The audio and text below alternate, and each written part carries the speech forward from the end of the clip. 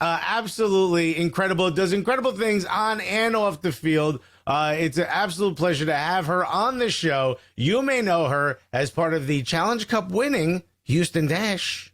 Okay?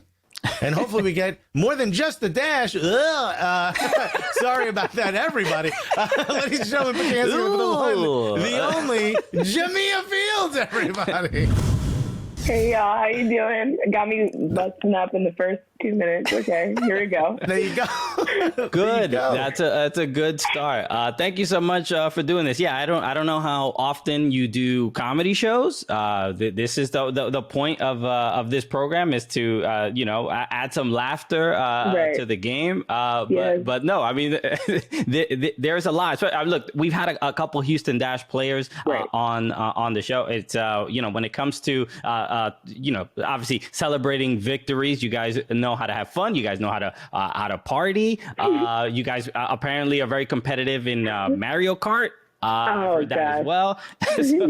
But I want to talk about the Houston Dash and this upcoming season. Obviously, the season is starting up this weekend, but the Challenge Cup went a little bit differently than it went last year. So how did you guys process that, and what are you looking forward to for 2021? Yeah, for sure. So obviously, 2020 ended on a complete high. After so many lows, right? Like, crazy year. Then this year, going to the Challenge Cup, we had high expectations, obviously, to play at a high level, obviously defending champs. Didn't go as planned, but we also came out with multiple clean sheets and, a couple ties. But, so we were proud of how it went. And honestly, saw it as a great prep leading into season. It's a long season. I told y'all before, it was a 10-week preseason. So, we've been at it for a while, but we're excited to get into the season and we have high expectations for that as well. So.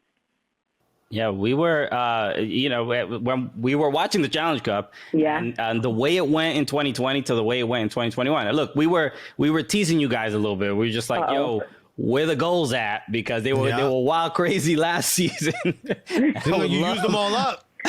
You used them all up in the last Challenge Cup. We hit our, that's hard to repeat. It's hard to do that thing. Honestly, I guess. Actually, that brings me to my next question, which is looking at the way the NWSL is going. You've got clubs shifting over right now. We've got KC. We've got new clubs joining. Seems like it's getting bigger and bigger. Do you think that's going to make it harder to keep the same level of play year after year? I mean, yeah, because, for a while with North Carolina, year after year, they were just putting in work, and Portland too is always up there. But now you see, like, our first game, Gotham. That used to be Sky Blue. They're a very good team. Not saying that they hadn't always been, but they were just in the Challenge Cup final against, like, Portland, who's always good. So, every game you can't walk into that game sleeping because you just don't know how it's gonna go. Like, you will lose if you just sleep on the team. So it is getting competitive. Yeah. You've also obviously you played for the Orlando Pride. Before that, you've also played overseas. You were playing in Norway, and I'm not even gonna try to say the name. Dude, of the try it. Please try. Try the first one. All right, you want to try the first one, Alexis? I'll go Arnya Bjornar. Okay, I'll say Was that close? Arna Bjarna. Yeah. Arna Bjarna? Yeah. Okay. But no R at the end of the Bjarna. It's Bjarna. I'm probably. It sounds like an organic soap, Right? Yo, why you smell like daffodils? Yo, I'm using that Arna Bjarna, my G. With all due respect to Arna Bjarna, yeah, no, I'm just what it sounds like to us. The other club is Avaldsnes. IL. Avaldsnes. Avaldsnes. Avaldsnes. Okay. There's an accent in there somewhere. We've had this. This could be its own segment when we talk to American players who have played in like Sweden and Finland and Norway, and because we have this, it's very, very challenging for us, but we try our best. But I wanted the comparison. Like, what did you? This happens a lot. A lot of American players go play overseas. They get that opportunity. What did you learn from playing in those two clubs, playing in that league that helped you in the NWSL? I learned how to dress warm. Norway was so cold. I grew up in Southern California, went to college in Florida. The cold's just not for me. I was in Western New York my first year, and that tested me as well, Buffalo. But going to Norway, I was like, okay, the cold is one thing. But yeah, the style it was cool to go to Europe and just see a different style, right? So I had been playing in the NWSL, and I feel like Norway and Sweden, their styles are pretty direct. Someone can debate that the U.S. style is direct too, but they're like really direct. But I got to travel around a little bit, and it was, just for a year, and I feel like I learned a lot on and off the field. It was good experience, but definitely got tested with that weather, even though it was summer. I think it was summer when I was there. It was still cold, but yeah, it was a good time.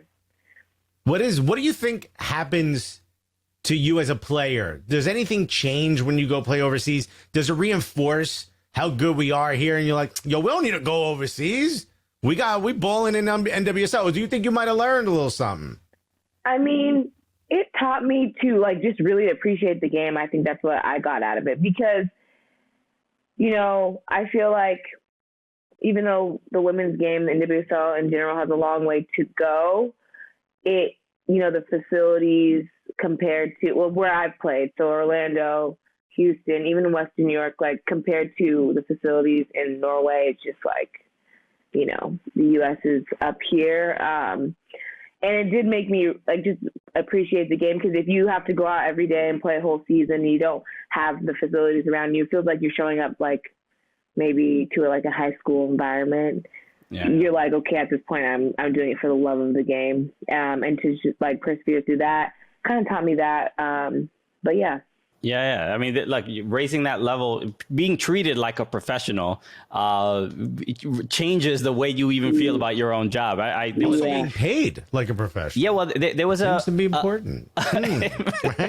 Yeah, the pay actually. Interesting that you say that. Yeah, yeah, that's a whole nother topic.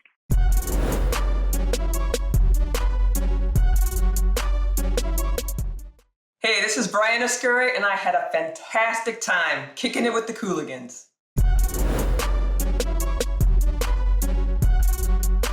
There was a clip of Ali Riley from the Orlando Pride.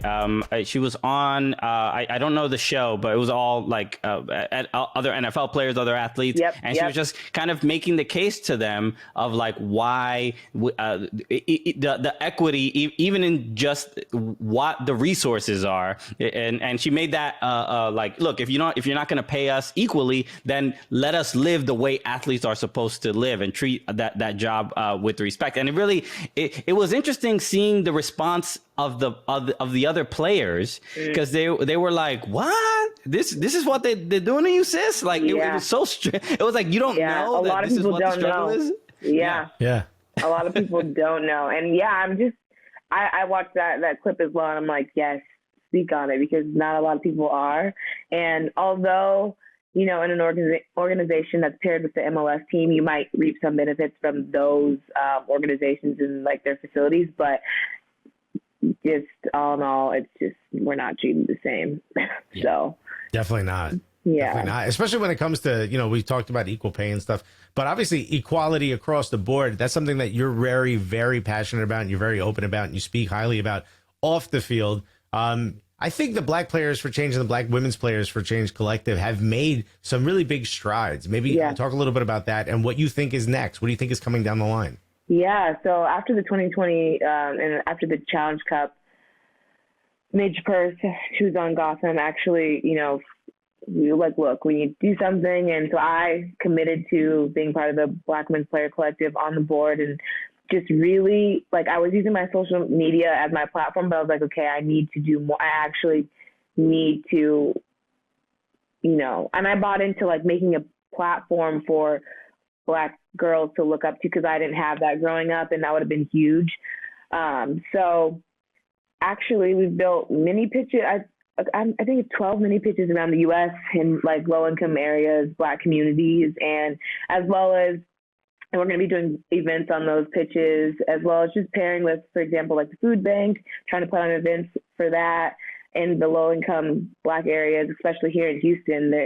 Just seeing it every day, like, there's definitely a strong Black community who can benefit from that. So I just knew I wanted to continue to push, use my voice on my platform, but also like make real change off the field, even if everyone's not seeing everything behind the scenes. Like, we know we're making a difference. So it's been great to be part of the Black Women's Player Collective for real. Yeah, we've had Justin Morrow of Toronto FC and talk about a lot of the work that was done, and even Megan Rapinoe was on the show last week, and she gave a shout out to the Black Women's Player Collective. So it's great to see that influence being heard and being listened to. As far as you're a young woman there, you're an athlete. When fighting these battles, like it is a challenge. It is a thing that even people older than you are afraid to do. But what is that balance of like being a world-class athlete and fighting to change the world is not easy. So it's like, how do you manage that, and how do you because it has to be a strain on your own mental health. No, for sure. And that's been part of my 2020 and 2021 is just finding the balance, really. Finding the balance between using my voice and my words properly so it could be received from, people who aren't Black so they don't get offended, and even communicating with people, whether it's on social media and my club teammates. So there's been difficult conversations, but finding the balance, I don't even know if I have found it yet. It's all still new. I just like an everyday battle, honestly. It ain't easy at all. Easy. I've said literally, I've said it a couple times before, like my first conversations outside of my family about race was literally when I was last year. So wow. I've neglected these conversations my whole life because there hasn't been a safe place for it. And, but then I got to the point where I'm like, well, I'm going to create the space. I feel like I've been creating it in my club, and I just feel motivated, because I see it all in front of me, especially with the events that happened, last year. I'm just like, it's time, but so to answer your question, I'm still trying to find the balance. All right. Yeah, the burnout is real. So you do have to sort of watch that. But, I am interested. You mentioned growing up and you want to sort of be an inspiration for others. As a young Latin comic or a young Latin kid, when I looked up to, Latin comics that I saw, I'm like, oh, they could come from the neighborhoods I came from and they could do something. And I'm like, and I'm already funnier than them. They trash. Obviously I could do this. Who did you look up to in the soccer world or just in general that sort of gave you this idea that I think I could do this? Was there anyone that you really look up to? Yeah. So it always helped having a brother my brother played professional baseball for 8 years in the minor leagues. And and he's 2 years older than me. So that helped me, but he's a dude. So I to a certain extent, he's always been my inspiration. But then I'm just growing up, I also played tennis.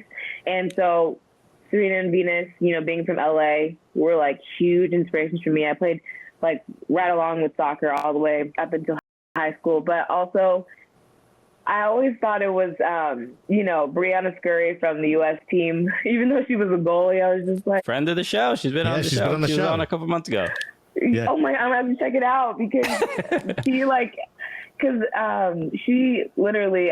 I'm like, yeah, you're a goalie. We can't relate on that level, but I'm just you look like me, and you're awesome. So she was another one of my inspirations, and also Marta, getting to play with her in Orlando was huge because I was growing up, I was and it sounds weird growing up and then end up on the same team as her, but I was always watching her, and even though she's brown, so she was an inspiration as well. So okay, yeah, you got to find those inspirations. That's awesome. Yeah. I also wanted you mentioned obviously playing for Florida State, but you obviously you had an iconic moment in helping the school win their first national title. Obviously, you know, Oh, no, baby. college careers, especially in the women's game, are so such a fundamental part of their you know, the NWSL's like development and character. Like you see people talk trash to each other, like from their alma maters when the games are going on, and you see it a lot in the women's game. What did that moment? What would you scoring like pretty much the game-winning goal for Florida State and helping your school win a title? What did that do for your confidence and going and to become a professional? I mean, yeah, that's probably the highlight. Well, no, winning the Challenge Cup was really cool, but what I always looked back on was like the national championship in that moment. Honestly, was just like huge for me because I don't know. I think you could talk to anybody like who's played college soccer, and it's like college soccer was like the best time of your life. So then, like to win a championship there, and you know, fortunately enough, scoring the winning goal, it was just amazing. Like I can't even have like put words to it, but it did. I'm not even lie. It gave me confidence just to be like, okay, because my college career also wasn't just like super just like easy all the time, but for it to be like for me to like persevere throughout my whole career at Florida State, and then come out on such a high with a championship and then getting the goal, I'm just like, that carries with me throughout my career in the pros. It's like if I hit trials, whatever, you know, it can end on a high at some point. So it's kind of my theme. You're definitely sending that clip to every, you know, after school, every agent, everybody who needs to see it. Every GM. NWSL to add a zero.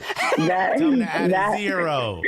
That clip is in every highlight tape. They're like, this is like 6-7 years ago. I'm like, yeah, it's in there. No, I'm just kidding. Tell me it didn't happen. Why is this? You know, why is that highlight? A picture of that highlight in the photo album with my baby pictures? Yeah, it's going in there. Yeah, I thought it was for significant moments.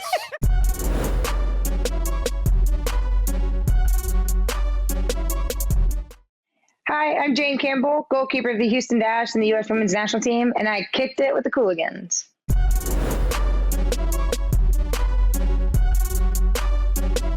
Turn it up.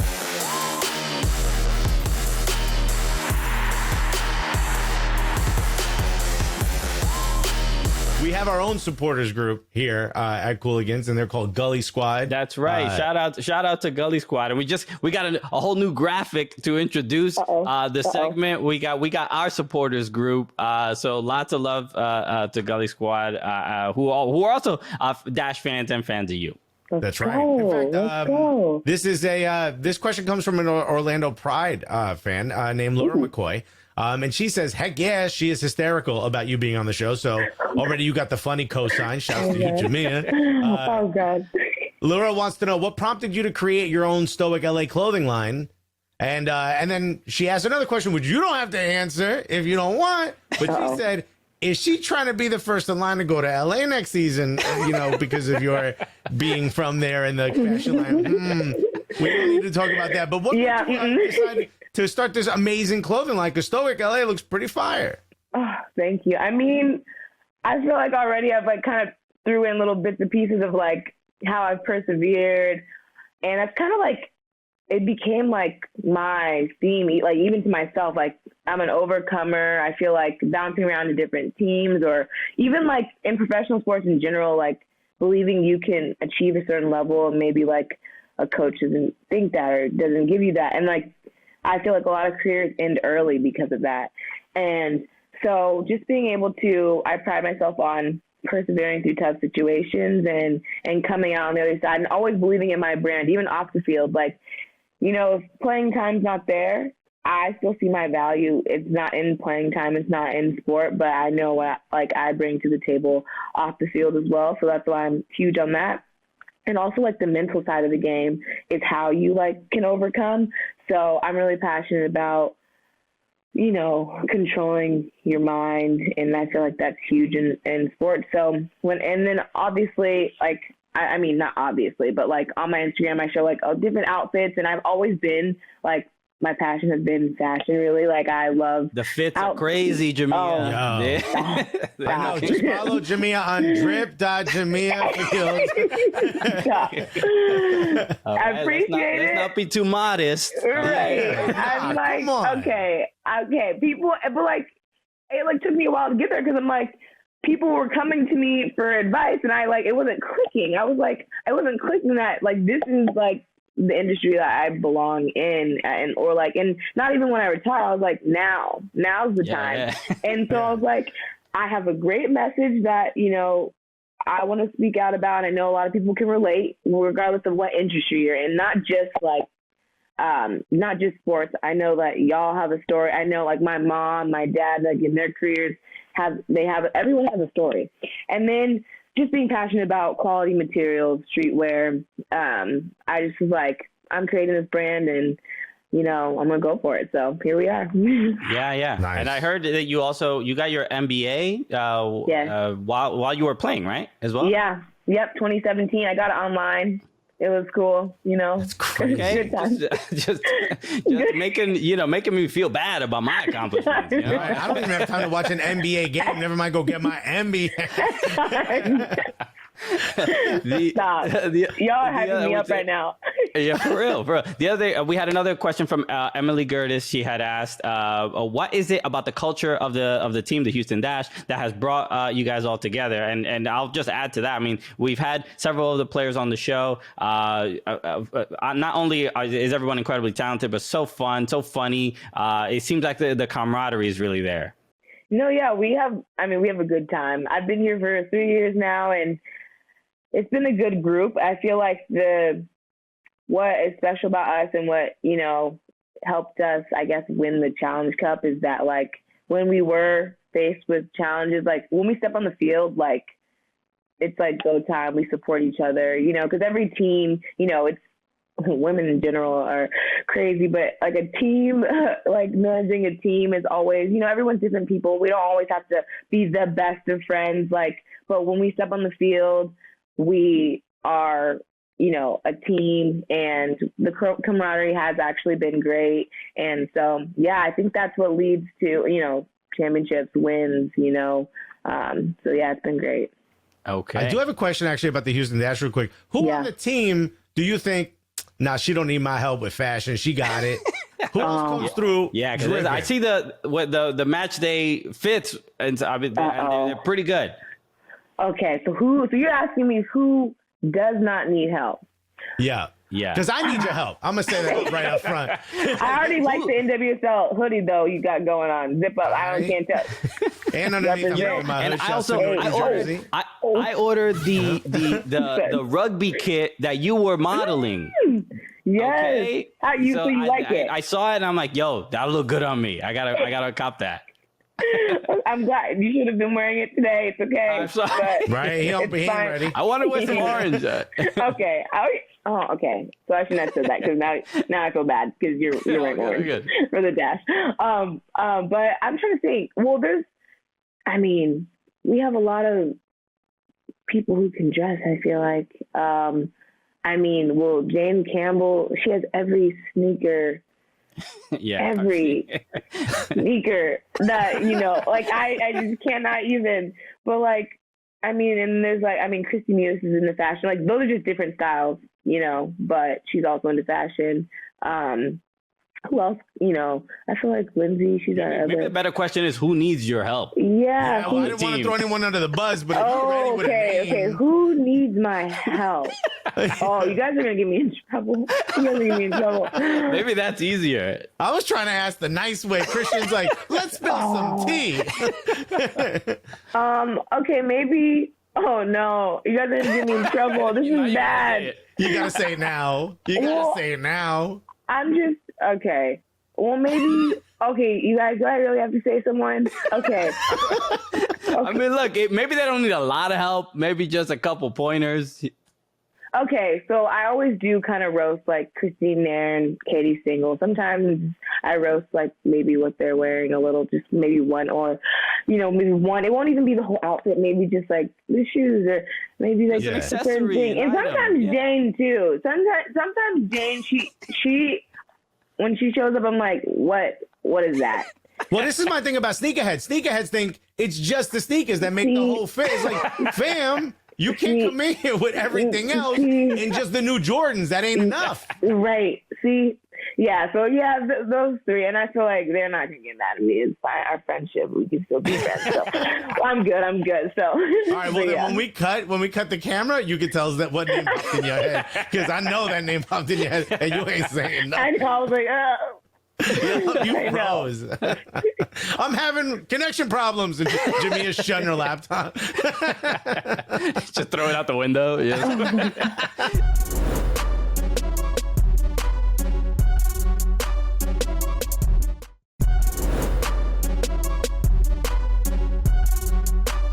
Jamia, thank you so much for joining us. You've been absolutely awesome. Obviously, best of luck this 2021 NWSL season. I'm excited. I mean, look, the NWSL in particular and the Dash have been not only wildly entertaining, but the ratings are there. The sport, the league is just blowing up. So we wish you more and more continued success. Is there anything you want to plug or let people know about before we sign off? I mean, my Instagram, Jamia Fields, at Jamia Fields, and Stoic Los Angeles is my brand that I just launched, so check it out. Also, Black Women's Players Collective, we're doing a lot for the Black girls, the next generation, elevating the Black female voice. So those are the three, but yep, thank you guys for having me. This has been fun. Some good laughs. All right. Absolute pleasure. Good, Yeah. I'm glad. And a reminder to everybody, make sure you follow us at Soccer Cooligans on all social handles. Follow at Fubo Sports and subscribe to the Fubo Sports YouTube channel for full episodes of the show. Now, Jamia, we have to do a couple other pieces of business. Yes. It is time for the Golazo gift. This is your opportunity to celebrate a goal on our show, and we will turn it into a gift. So feel free to celebrate however you like. Is there any, Alexis, you have a scenario for her? Okay. So if for some reason, Virgil Abloh said, if you score this next goal, Stoic will be sold everywhere that Louis Vuitton and Off-White are sold. So you, out of nowhere, bang, an amazing low crossing shot across the face of the goal, just happens to hit the post and go in. How do you celebrate? At that point, I'm not the crazy type of celebrator, and that whole scenario almost brought tears to my eyes because that'd be amazing. I would just have to give the glory. I just have to, one of those moments, all sentimental. Right here. And that's Kanye would be like, she's pointing at me.